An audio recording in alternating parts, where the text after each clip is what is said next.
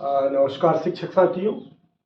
मैं विनोद खत्री अपने YouTube channel success with Khatri sir पर पुनः आप सभी का बहुत बहुत स्वागत करता हूं, वंदन करता हूं, हार्दिक अभिनंदन करता हूं। साथियों, जैसा कि हम सभी को ज्ञात है कि माह अक्टूबर में कक्षा 5 और कक्षा 8 की अर्धवार्षिक परीक्षा आयोजित कराई जानी है और इस संबंध में राज्य शिक्षा केंद्र मध्य प्रदेश भोपाल के द्वारा दिनांक 13 सितंबर 2023 को पत्र क्रमांक 6886 जारी भी कर दिया गया है।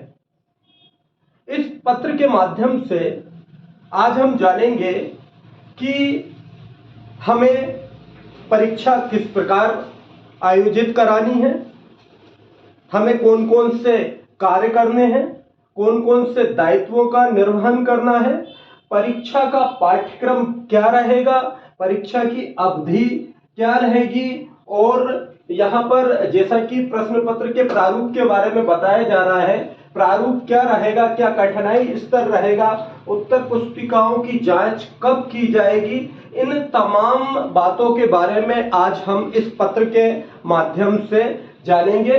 यहाँ पर पत्र में बताया जा रहा है कि अकादमिक सत्र 2023-24 के अर्धवार्षिक मूल्यांकन हेतु समस्त शासकीय, मान्यता प्राप्त अशासकीय, अनुदान प्राप्त शालाओं एवं डाइस कोड प्राप्त मदरसों में कक्षा 5वीं एवं 8वीं हेतु अर्धवार्षिक मूल्यांकन हेतु दिशा निर्देश निम्नानुसार रहेंगे। यहाँ पर पत्र के माध्यम से हम आज दिशा निर्देशों के बारे में बात करेंगे। यहाँ पर हम देखें कि अर्धवार्षिक मूल्यांकन की तिथि, अवधि एवं पाठ्यक्रम क्या रहेगा, हम इसके बारे में चर्चा करेंगे।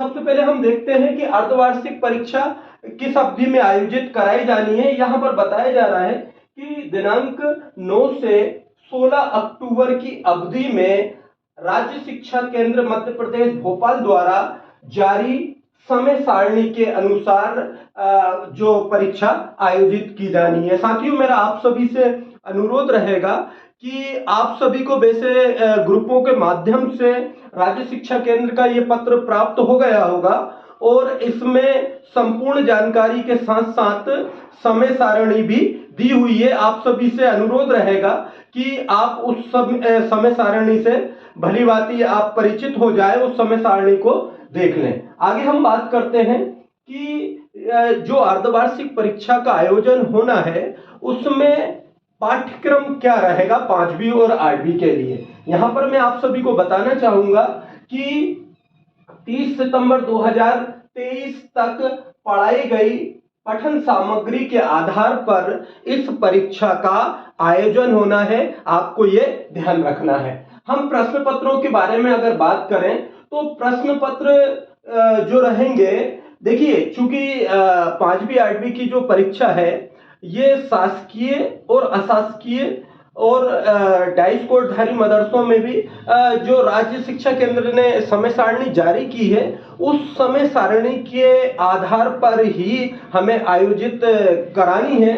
और यहाँ पर अशासकीय शालाओं के लिए क्या प्रावधान रहेंगे, शासकीय शालाओं के लिए क्या प्रावधान रहेंगे, इस पत्र में स्पष्ट उल्लेख किया गया है। मैं आप सभी को बताना चाहूंगा कि अशासकीय शालाओं में राज्य शिक्षा केंद्र द्वारा जारी ब्लूप्रिंट के अनुसार शाला स्तर पर निर्मित किए जाएंगे एवं शासकीय शालाओं में राज्य शिक्षा केंद्र द्वारा पीडीएफ फॉर्मेट में दिए गए प्रश्न पत्रों का सम्मानीय डीपीसी महोदय मुद्रण कराएंगे और शासकीय शालाओं को उपलब्ध कराएंगे। कहने का तात्पर्य यह है कि अशासकीय शालाएं जो रहेंगी वो अपने शाला स्तर से प्रश्न पत्र तो बनाएंगी, लेकिन वो प्रश्न पत्र राज्य शिक्षा केंद्र ने जो ब्लूप्रिंट जारी किया है, जो प्रश्न पत्रों का क्राइटेरिया तय किया है, उस क्राइटेरिया के हिसाब से उस ब्लूप्रिंट के आधार पर वो अपनी शालाओं के लिए प्रश्न पत्र तैयार कराएंगे। और अगर हम शासकीय शालाओं के बारे में बात करें तो शासकीय शालाओं के लिए राज्य शिक्षा केंद्र से ब्लूप्रिंट के आधार पर जो प्रश्न पत्र रहेंगे वो पीडीएफ फॉर्मेट में जिला शिक्षा केंद्र समन्वयक महोदयों को प्राप्त होंगे और जिला शिक्षा केंद्र समन्वयक जो हैं उन पीडीएफ को प्रिंट कराकर और शासकीय शालाओं में प्रश्न पत्र उपलब्ध कराएंगे। आगे देखते हैं हम। यहाँ पर देखिए, यहाँ पर प्रश्न पत्र के स्वरूप के बारे में बात की जा रही है कि प्रश्न पत्र का स्वरूप किस प्रकार रहेगा। मैं आप सभी को बताना चाहूंगा कि पिछले वर्ष में हमने देखा था कि विद्यार्थियों को प्रश्न पत्र सह उत्तर पुस्तिकाएं प्रदान की गई थी, अर्थात जो प्रश्न पत्र था उसी प्रश्न पत्र में उत्तर भी लिखने के लिए स्पेस दिए हुआ था। तो इस बार थोड़ा सा परिवर्तन करा गया है। इस बार जो है प्रश्न पत्र और उत्तर पुस्तिकाएं पृथक पृथक होंगी। आगे हम बात करते हैं प्रश्न पत्र के प्रारूप के बारे में। देखिए, जो प्रश्न पत्र का प्रारूप रहेगा वो प्रारूप किस प्रकार का रहेगा हम यहाँ देख लें। प्रश्न पत्र में 26 प्रश्न रहेंगे और पूर्णांक जो है वो 60 अंक का रहेगा। और प्रश्न पत्र में जो प्रश्न रहेंगे वो किस किस टाइप के रहेंगे हम उस पर चर्चा करते हैं। यहाँ पर मैं आपको बताना चाहूंगा कि 5 प्रश्न जो हैं वो बहुविकल्पीय रहेंगे।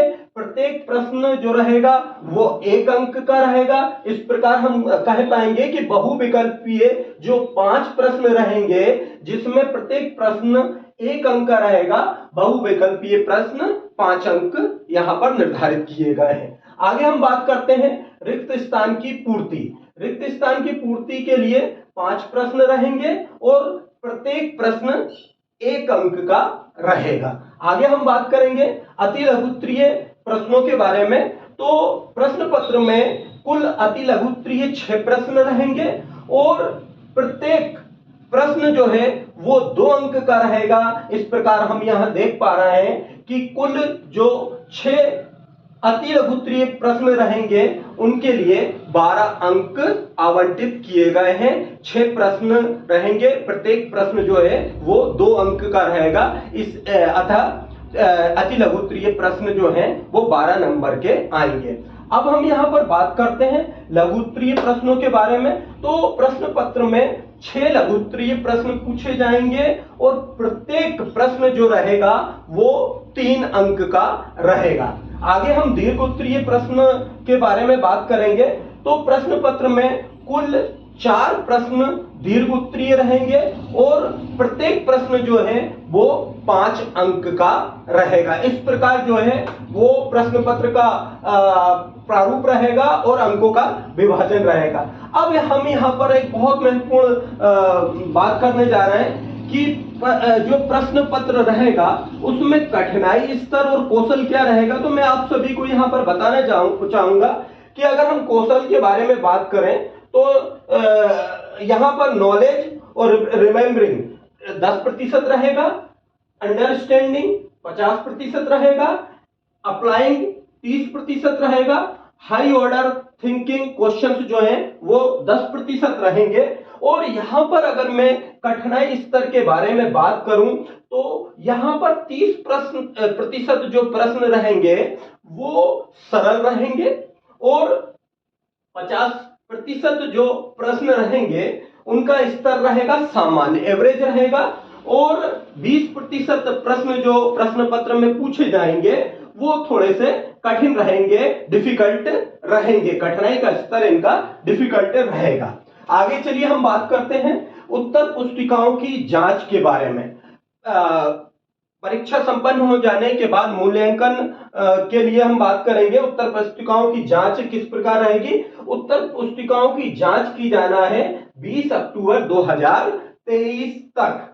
अब हम यहाँ पर बात करेंगे कि चूंकि अर्धवार्षिक परीक्षा है और इस अर्धवार्षिक परीक्षा का लाभ वार्षिक परीक्षा में अधिभार के रूप में मिलता है। तो मैं यहाँ पर बताना चाहूंगा कि वार्षिक मूल्यांकन के परिणाम में अर्धवार्षिक मूल्यांकन का 20% अधिभार लिया जाएगा। और करना क्या है हमको कि पोर्टल पर हमें अंकों की प्रविष्टि करनी रहेगी और अलग से हमें अधिभार नहीं निकालना है। 20% जो अधिभार की गणना है वो सॉफ्टवेयर द्वारा स्वतः कर ली जाएगी। हमें केवल विषय बार कक्षा बार जो है वो प्राप्तांकों की पूर्ति करना है। तो साथियों, मेरा आप सभी से आग्रह रहेगा कि इस पत्र का जो राज्य शिक्षा केंद्र ने जारी किया है उस पत्र के बारे में मैंने आप सभी को संक्षिप्त रूप में बताया है। मेरा आप सभी से अनुरोध रहेगा कि आप विस्तृत जानकारी के लिए राज्य शिक्षा केंद्र का दिनांक 13 सितंबर 2023 को जारी पत्र जो आपको प्राप्त हो गया होगा उसका आप अध्ययन करके और अधिक जानकारी प्राप्त कर सकते हैं। इसी के साथ मैं आज की इस वीडियो को यहीं विराम देता हूं। जय हिंद, जय भारत।